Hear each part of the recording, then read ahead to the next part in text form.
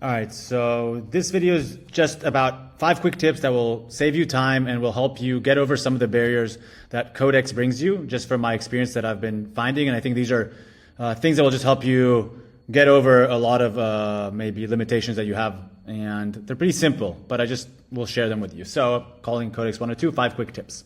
So one of the things is that Codex does not have any internet connection. You cannot ask it to go and do things, which is maybe different than some of how the other agents work, but you can sort of get around this by using Windsurf or any other method that you want to basically tell it to search the web and to save those files and all that information somewhere in the repo, right? So you could just save, you can save files in the repo. So you can then tell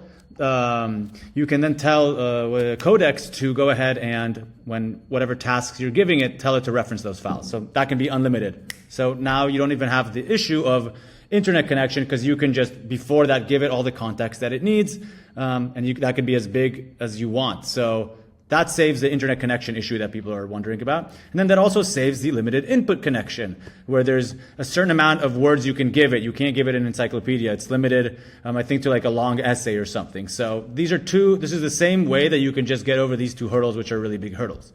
The other is only text. You can't send it images. You can't tell it, hey, make it look like in a certain way, which you can do with Claude, and it works really, really well with that. Actually, I use it all the time. So one of the ways you can ask it for like a textual representation, right? So textual representation using literally Unicode or even ASCII, and then it can understand that.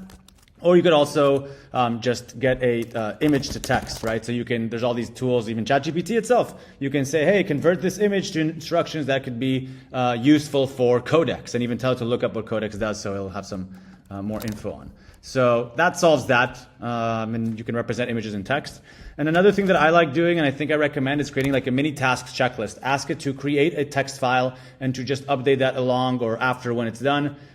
It'll be good and useful for you to just kind of leave breadcrumbs to make sure it's always focusing on those subtasks. So it allows you to kind of use one agent to spin out and do a lot of maybe subtasks, or focus on a task but have subtasks to just complete it earlier.